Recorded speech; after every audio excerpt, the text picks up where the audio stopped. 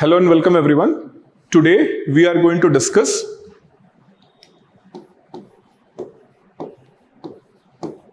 Budapest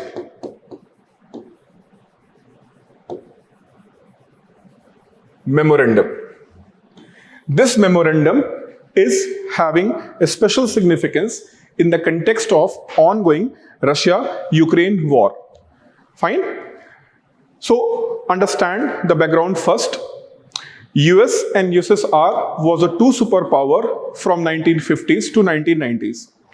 In late 1980s, the disintegration of Soviet Union was started with the fall of Berlin Wall. So after the fall of Berlin Wall, many of the territories of USSR, they have decided to part away from Russia, and that is called disintegration of Soviet Union. Okay, but as the nuclear arm race was started between US and USSR since 1950s. Okay, so USSR have developed large stockpile of nuclear weapons in the different part of Soviet Union. And when the disintegration was started in 1988, and by 1991, most of the territories of Soviet Russia, they are parted away, like Belarus, Ukraine, Kazakhstan, Turkmenistan, Uzbekistan. All these countries have parted away from Soviet Union. But as I said that during the arm race, especially the nuclear arm race, which was started in 1950s, by the 1990s, the Soviet Russia was having the stockpile of nuclear weapons in the different part. And if we will see US, Russia, so after US and Russia, Ukraine was the third largest stockpile of nuclear weapons. And apart from the Ukraine, other part of the Soviet Russia was having the nuclear weapons. And that is why it is concerning Western Europe, US, and in fact Russia. Because if these nuclear weapons are going to be in the rogue hand, then it will create a big security problem for entire region. That is why US took one initiative in the name of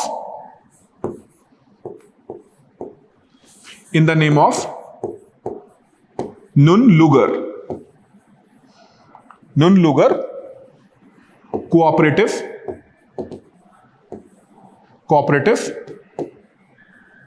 threat assessment. In this initiative, which was started in 1991, they have offered financial assistance to all former Soviet territories.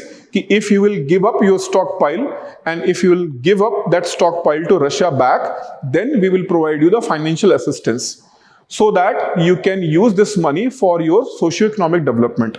But Ukraine, which was the second largest stockpile of nuclear weapon, they have one concern, and their concerns was very genuine and legitimate. And the concern was, if I will give the nuclear weapon to Russia, what happens if Russia is going to attack and capture our territory? Fine. So this concern was addressed under this Budapest Memorandum. Under this memorandum, US,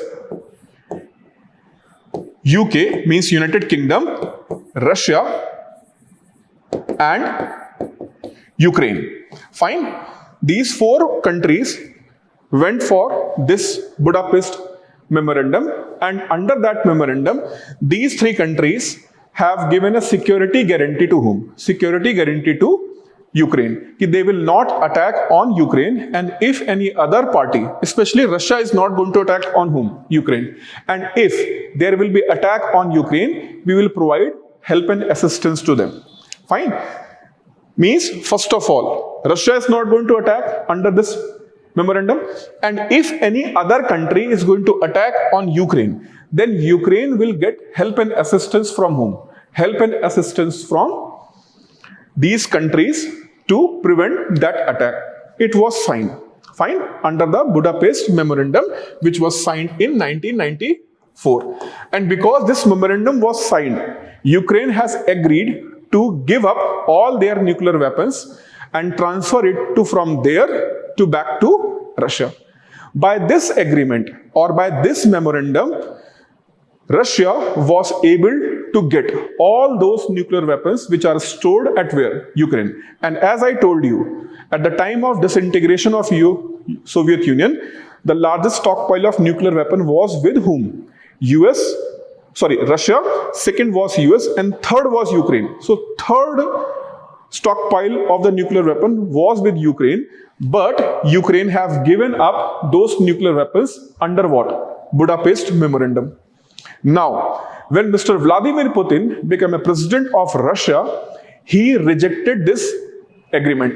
And he said that there are a lot of areas in Ukraine which was forcefully acquired by Ukraine at the time of disintegration of Soviet Union. And these territories belongs to Russian-speaking minorities. And they are being exploited by the Ukrainian majority people. So we are bound to help them, and we will take that part definitely. And in 2016, they have attacked on Crimea and they have controlled the Crimea. Then 3 years back, they have attacked on whom? They have attacked eastern part of the Ukraine under the same thing.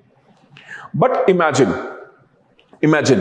if Ukraine was having weapons of mass destruction, WMD. If Ukraine is also having what? Ukraine is also having the nuclear weapons. And if Russia is going to attack on them, and then Ukraine is going to say that in order to protect, we will not hesitate to use the nuclear weapon. Fine. Then it can be work as an effective deterrence for whom? Ukraine, to prevent Russian attack.